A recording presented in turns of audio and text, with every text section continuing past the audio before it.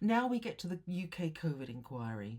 There have been some illuminating testimonies from scientists. Let's pick one who blew my socks off, Dr. Barry Jones.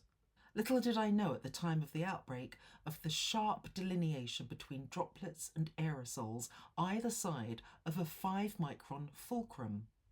Neither was I aware of the battle that would cost lives and reputations, but I certainly know now. The UK COVID inquiry of the 12th of September shone a cleansing spotlight into one of the dark corners of the science establishment and brought it into public view.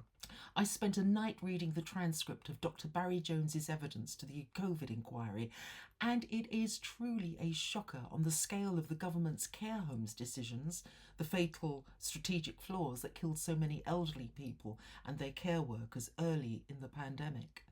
What we learnt was that the strategy pushed by the government's hastily mobilised IPC cell, the Infection, Prevention and Control body charged with writing the national guidelines on the COVID pandemic, the guidance that everyone was supposed to follow, it might well have killed many more people and helped shift the pandemic's trajectory into a malign multiverse I'd rather not belong to. Did you know that something called the Precautionary Principle is enshrined legally in the UN, the World Health Organization, and SAGE documents, as well as in health and safety legislation?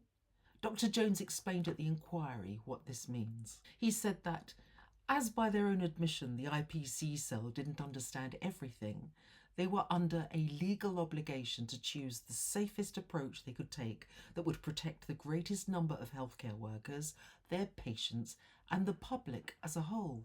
If there could be a risk, you should take steps to mitigate that risk.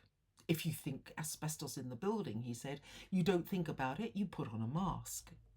The precautionary principle wasn't needed prior to the 13th of March because the virus, SARS-CoV-2, was already classified as airborne by the Joint Committee on Vaccination and Immunisation, the JCVI, ever since its arrival in the UK, officially January.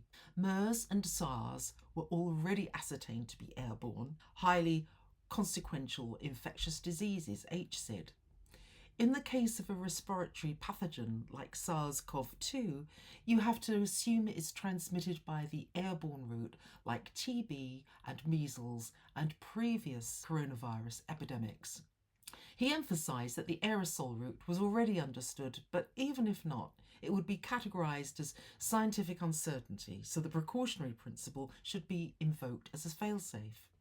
However, the hastily appointed IPC cell that was supposed to write the guidance mysteriously changed that and downgraded the HSID status of SARS-CoV-2 in mid-March on no evidence, a bizarre action way beyond their remit. Dr. Jones said, "It's not for the IPC chair to reinterpret, but that's what she, Lisa Ritchie, did." As a result, the wrong PPE, FRSMs or fluid-resistant surgical masks were advised.